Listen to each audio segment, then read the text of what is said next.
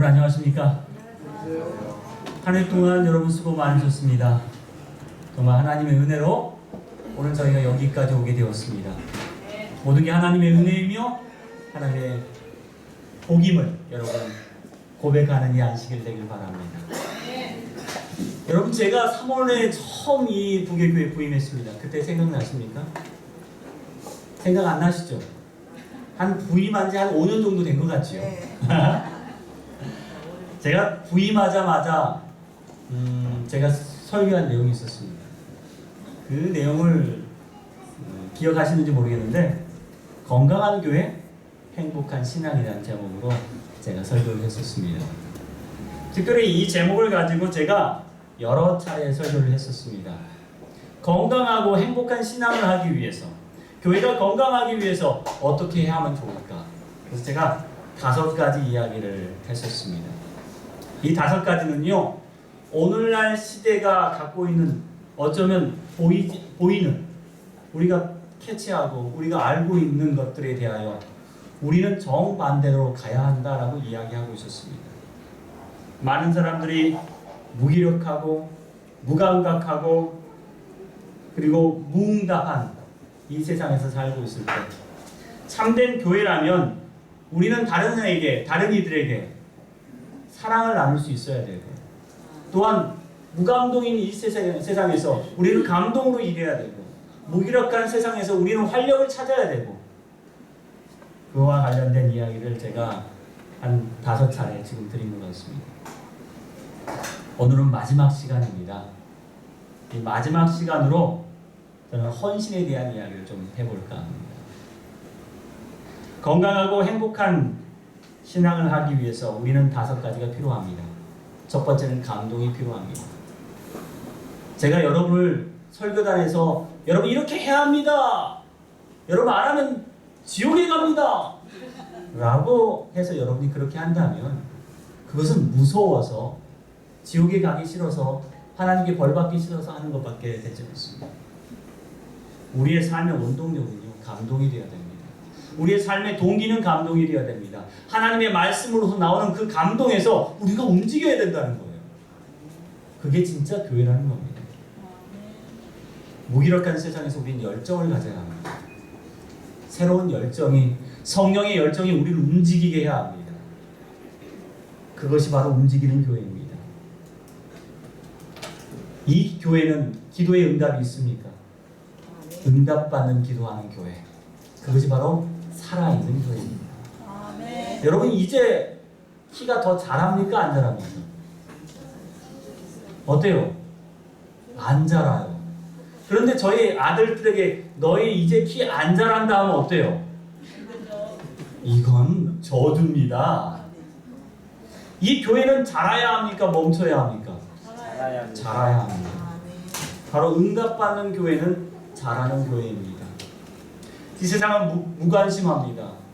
우리 주변의 이웃에 대한 사랑이 없습니다. 누가 죽었는지 누가 살았는지 아무 관심이 없습니다. 그러나 살아있는 교회는 관심이 있는 교회입니다. 사랑하는 교회입니다. 그리고 오늘 마지막 헌신에 대한 이야기를 해볼까 합니다. 저는 2020년 이 부계교회 표를 건강한 교회, 행복한 신앙으로 정했습니다. 그리고 성경절을 그리스도의 사랑이 우리를 강권하시는도다. 하나님의 사랑으로 움직이는 교회, 그런 교회가 되기를 간절히 바랍니다. 오늘날 교회는 있는데 뭐가 없어요? 헌신이 없습니다. 사도행전 20장 24절 말씀에 이런 말씀이 있습니다.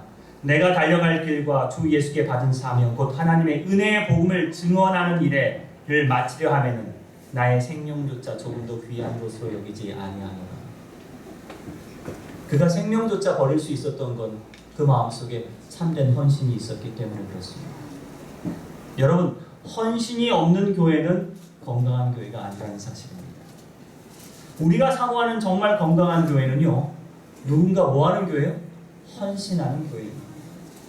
저는 이런 꿈을 꾸어보았습니다. 시편 110편 3절에 있는 말씀입니다. 주의 권능의 날에 주의 백성이 거룩한 옷을 입고 즐거이 뭐하니? 헌신하니 새벽 이슬 같은 주의 청년들이 주께 나오는도다. 이게 제 꿈입니다. 많은 이들이 자기의 욕심을 뭐하지 않고 바라지 않고 탐욕대로 움직이지 않고 오직 그리스도의 사랑에 감동을 받아서 뭐하는 교회, 헌신하는 교회, 그것이 참된 하나님의 교회라고 생각합니다. 여러분, 헌신하지 않으면 이 사회는 움직이지 않습니다. 한 국가가 있습니다. 이 국가가 국가다우려면 무엇으로 움직여야 되느냐? 나라를 위해 희생과 헌신하는 사람이 있어야 한다는 겁니다. 오늘날 대한민국의 정치가 어때요? 참 답답하고 암울할 때가 있어요. 왜 그래요? 정치인들이 진정으로 헌신하지 않기 때문에 그렇습니다. 자기 몸을 버려서 뭐하지 않기 때문에, 정치하지 않기 때문에 그렇습니다. 하지만 이 대한민국이 오늘의 대한민국이 된 이유 중에 많은 부분은 누군가가 자기의 목숨을 바쳐서 뭐 했기 때문에요? 헌신했기 때문에 대한민국이 오늘 대한민국이 되었다는 사실입니다. 많은 우리의 조상들이 나라를 위해서 헌신했고 자신의 몸을 바쳤기 때문에 오늘 우리가 있는 것이고 평화가 있다는 사실 기억하길 바랍니다. 어떤 이들은 이렇게 말합니다.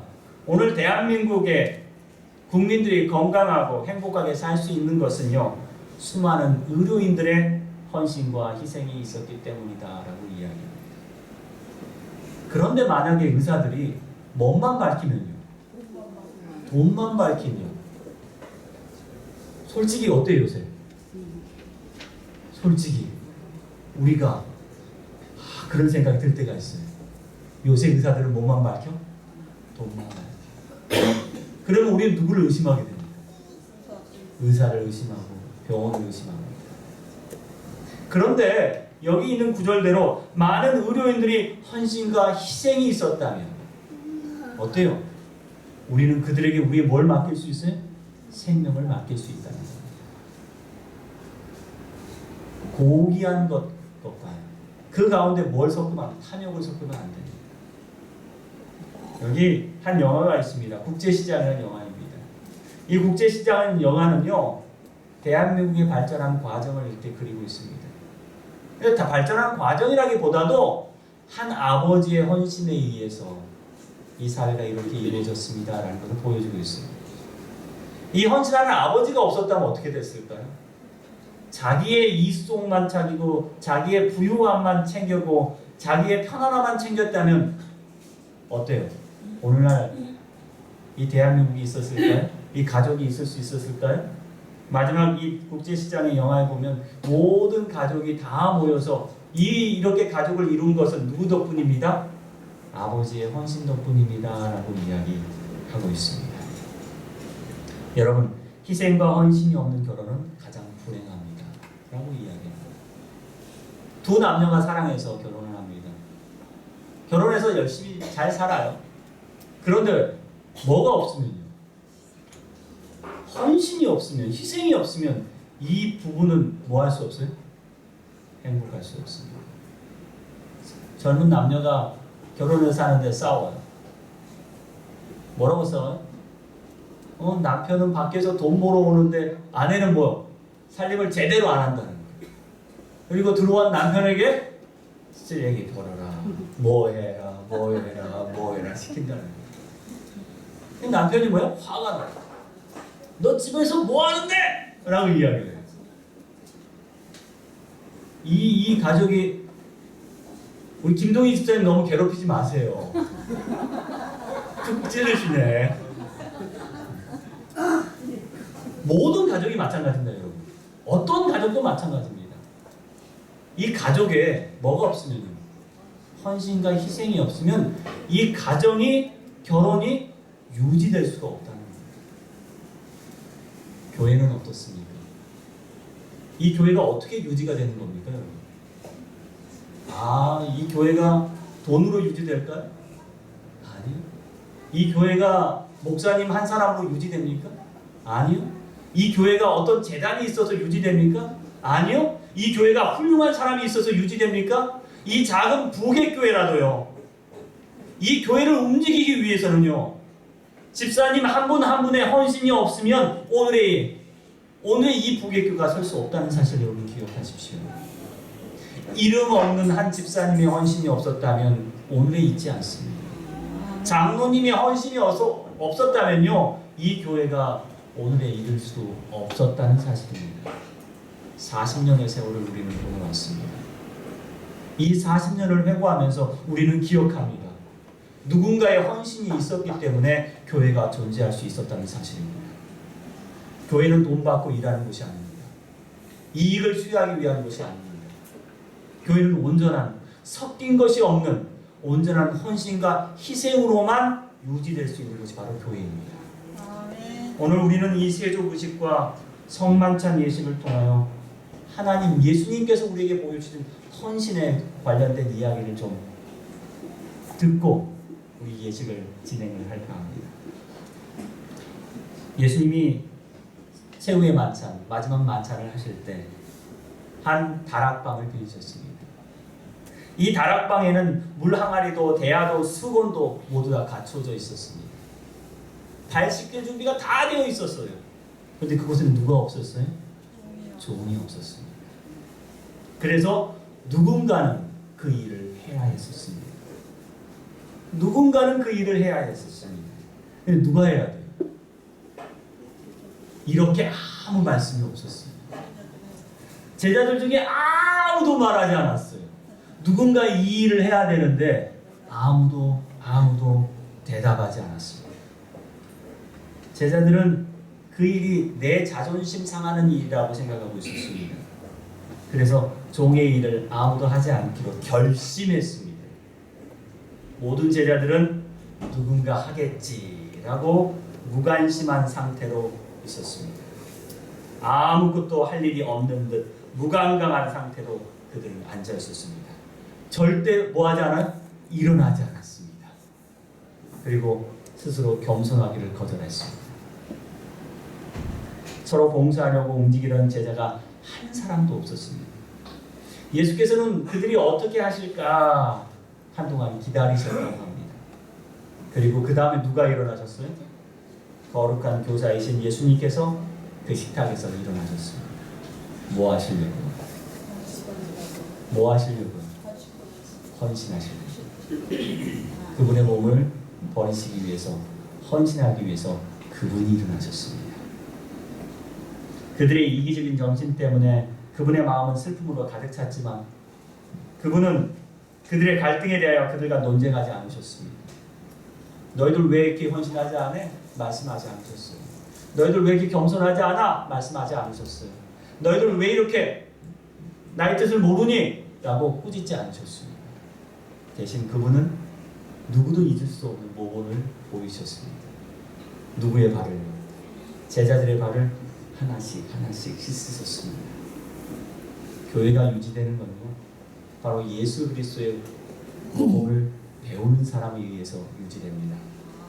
누군가 나와서 내 형제의 발을 먼저 씻기는 자, 누군가 나와서 교회의 쓰레기를 먼저 버리는 자, 누군가 나와서 내가 먹을 것을 나누어 주는 자, 누군가 나와서 교회를 정리하고 교회를 위하여 헌신하는 자를 통해서 이 교회가 유지된다는 사실을 여러분 기억하게 되길 바랍니다. 예수님께서는요, 자리에 일어나서 겉옷을 벗고 수건을 가져다가 허리에 두르시고 대야에 물을 떠서 제자들의 발을 씻기십니다. 그리고 그 두르신 수건으로 닦기를 시작하셨습니다. 그리고 그들에게 이렇게 말씀하십니다. 너희도 서로 발을 씻겨주는 게 옳다. 여러분, 오늘 이 예식을 통하여 오늘 우리가 헌신하여 주의 교회를 단단히 세우는 주의 종들이 되기를 간절히 바랍니다. 아멘. 헌신 없이는 뭐도 없어요? 교회가 없습니다. 여러분 기억하십시오. 이 교회는요, 극장이 아닙니다. 여러분이 돈 내고 들어와서 오늘 잘생긴 목사님이 설교하고 설교 듣고 돌아가는 그런 교회가 아닙니다. 이 교회는 뭐 하는 교회예요? 헌신하는 교회입니다. 그래야지 분명히 제대로 세워질 수 있다는 사실입니다. 이 교회는 누구를 보러 온 곳이 아닙니다. 어디 동네 이웃의 다락방이 아니에요. 모여서 이야기하고 수다 떨고 그리고 돌아가는 곳이 아닙니다. 헌신함으로 우리는 이 교회를 세워야 합니다. 세족의식은 봉사의 예식이다.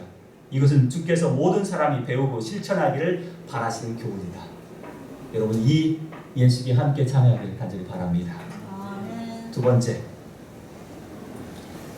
이 기러기 이야기를 좀 하고 넘어가야 될 것 같습니다. 여러분 기러기가요 4만 킬로를 날아간다고 합니다. 근데 혼자 날아가나요? 아니 같이 날아가요. 어떻게 날아가나요? V자 모양을 그리고 날아간다고 합니다. 리더가 누굴까요? 돌아가면서 하는데요. 제일 앞에 있는 꼭대기에 있는 친구가 리더입니다. 이 리더가 하고 싶을까요? 아니요.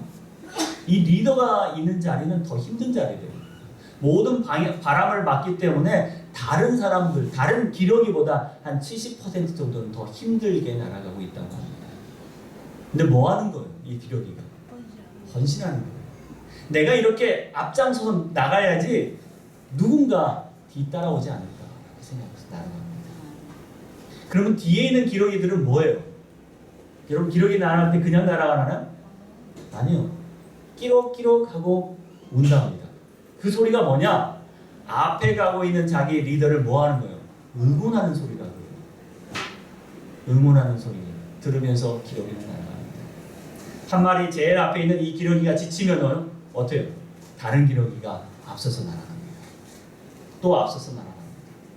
우리는 하늘 가는 길까지 그렇게 날아가야 합니다. 아멘. 여러분의 헌신으로 이 교회가 그렇게 날아가게 될 것입니다. 혹시 이런 기러기 중에 병들고 아픈 기러기가 있으면 어떻게 될까요? 혼자 결코 남겨두지 않는다는 거예요. 두세 마리가 함께 남아서 그 기러기가 기력을 찾을 때까지 혹은 그 기러기가 죽을 때까지 기다렸다가 날아간다고 합니다. 여러분 우리는 이런 교회가 되어야 합니다. 성만찬 예식을 통해서 주님은 또 다른 헌신을 우리에게 보여주셨습니다. 주님은 이렇게 말씀하십니다. 떡을 가져 감싸기도 하시며 그 떡을 주시며 뭐라고 말씀하셨어요? 너희를 위하여 주는 내 몸이다. 잔을 말씀하시면서 너희를 위하여 붓는 나의 피다. 주님은요 내 몸을 주시고 그분의 피를 주셨어요. 그것이 바로 주님께서 우리에게 보여주신 헌신입니다.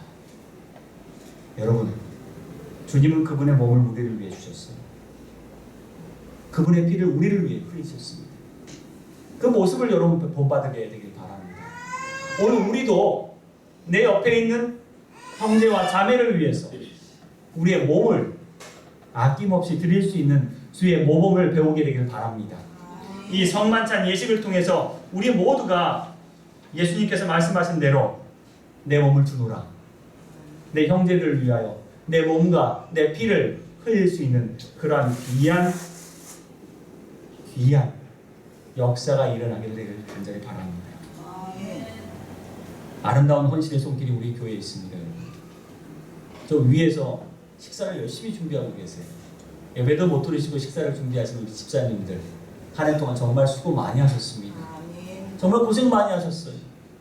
여러분 그분들이 이 교회를 유지하기 위해서 어쩌면 일하고 있는 분들이라는 생각이 들었어요. 여러분 점심 안 주면 교회 안 나오시잖아요. 그분들이 여러분의 점심을 준비하고 있습니다. 어떤 장로님, 어떤 집사님들은요 이 예배를 위해서 기도하고 있습니다. 이 성만찬을 위해서 준비하시고 헌신하는 수많은 분들이 있습니다.